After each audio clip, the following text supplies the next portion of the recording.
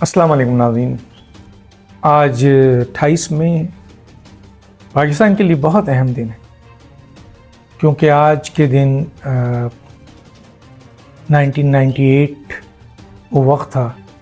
आज 28 मई को भारत के जो एटमी धमाके थे 5, उसके जवाब में 6 एटमी धमाका पाकिस्तान ने बहुत कामयाबी से किया था और पाकिस्तान दुनिया की 7वीं एटमी क़ुव्वत बन गई।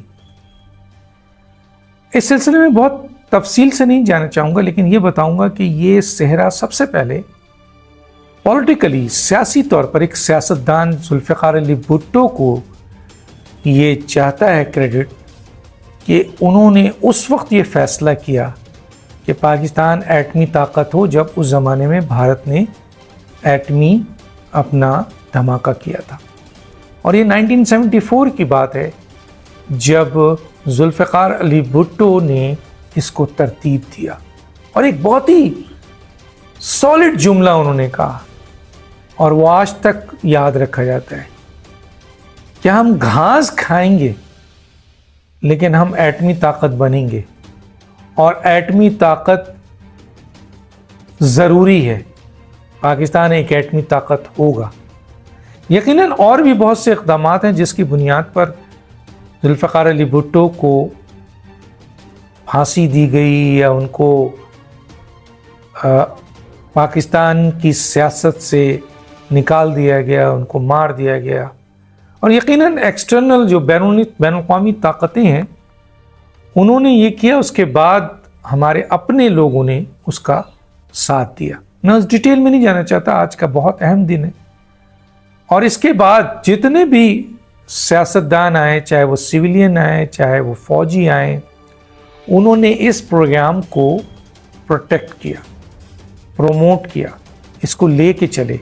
कोई एक सियासतदान ऐसा नहीं, चाहे इसके बाद ज़िया-उल-हक साहब हों या उसके बाद मियां नवाज शरीफ साहब हों या बेनज़ीर साहबा हों या फिर नवाज शरीफ हों या फिर बेनज़ीर हों या और दूसरे सियासी और फ़ौजी लीडर हों, किसी ने भी इस प्रोग्राम को कहीं भी रोकने की कोशिश नहीं की। उसकी वजह ये थी कि स्टार्ट तो इस प्रोग्राम को जुल्फ़िकार अली भुट्टो ने किया था, लेकिन पाकिस्तान की जो अफ़वाज है फिर इस प्रोग्राम के ऊपर उन्होंने पहरा दिया और इस प्रोग्राम को बहुत खुफिया तरीके से, बहुत लिमिटेड लेवल पर इसको प्रमोट किया।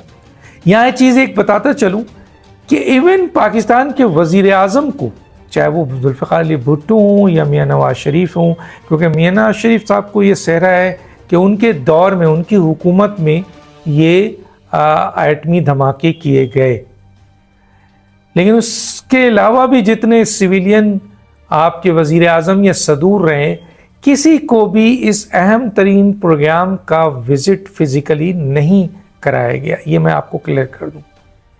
उसकी बहुत सी वजूहत हैं। उसमें एक वजह ये थी कि पाकिस्तान की पॉलिटिकल सिस्टम में पॉलिटिकल लोग इतने मजबूत नहीं थे, उनसे कुछ भी ऐसी गलती हो सकती थी, ये खुफिया बातें निकल सकती थी, जिसकी बुनियाद पाकिस्तान के इस एटमी प्रोग्राम को, जिसके लिए पाकिस्तान ने बहुत मेहनत की, वो सब ख़त्म हो जाती। और आज पाकिस्तान की ये डेटरेंस, पाकिस्तान का ये एटमी सलाहियत होना, ये दिखा रहा है कि वो दुनिया में जहाँ एक 5वीं बल्कि 7वीं, अब तो 5वीं क़ुव्वत कहलाई जाती है, इसलिए कि उसके पास टैक्टिकल और स्टाफ, उसकी चीज़ें इतनी मेरिट पे हैं, तो उसको कहा जाता है।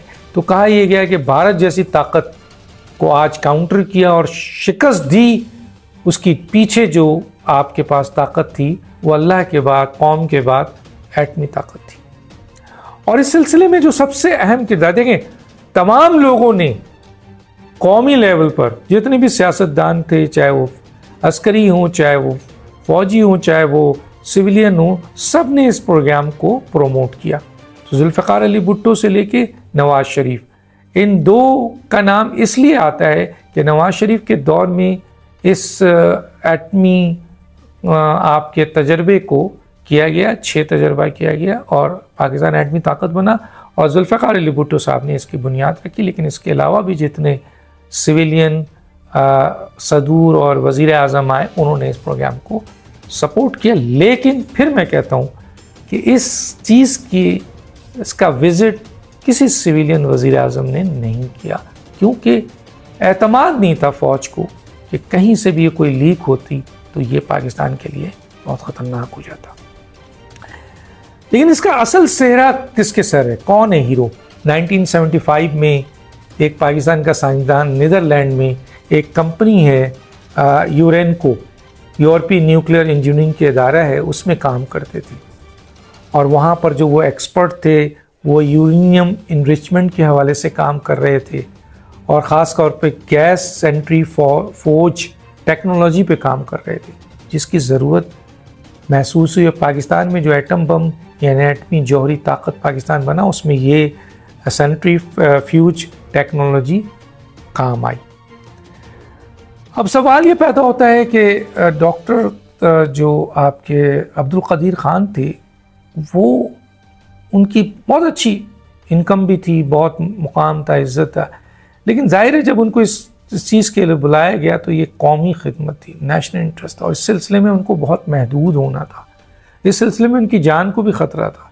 इस सिलसिले में उनके लिए बहुत मुश्किलात थी, लेकिन उस चैलेंज को उन्होंने कबूल किया। वो आए और उन्होंने कहूटा रिसर्च आपकी लेबॉर्ट्रीज़ बनाई और उस पर काम किया। जो काम किया है वो दुनिया को पता है, मैं बहुत डिटेल में नहीं जाना चाहता।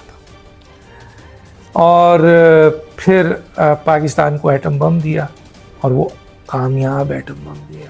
डॉक्टर अब्दुल कदीर ख़ान की खिदमत हर पाकिस्तानी के लिए बहुत अहम है, और उनका नाम रहती दुनिया तक ज़िंदा और पाइंदा रहेगा। उनका बहुत बड़ा कंट्रीब्यूशन है, सबसे बड़ा असल हीरो डॉक्टर अब्दुल कदीर ख़ान है। लेकिन और लोगों ने भी साथ दिया, कहते हैं मिर्ज़ा असलम बेग साहब उस ज़माने में, डॉक्टर समर ने भी दिया। लेकिन एक ऐसे शख्स ने इसमें बहुत अहम किरदार अदा किया, उसका नाम मैं यहाँ ज़रूर लाना चाहता हूँ, और वो है सेठ आबिद, जिन्होंने कभी फ्रंट पे आके काम नहीं किया, लेकिन उन्होंने बहुत बड़ा रोल अदा किया। उन्होंने खुफिया आपके मशीन्स, खुफिया टेक्नोलॉजी, स्मगलिंग के ज़रिए ओपन मार्केट से माली मामनत सब कुछ किया, फ्रंट पे नहीं है, लेकिन बहुत अहम किरदार अदा किया सेठ आबिद ने। जिस तरह डॉक्टर अब्दुल कदीर ख़ान एक हीरो है पाकिस्तान के, इस मामले में सेठ आबिद का किरदार भी हीरो से कम नहीं है। और डॉक्टर दानिश को याद दीजिए। अल्लाह हाफ़िज़।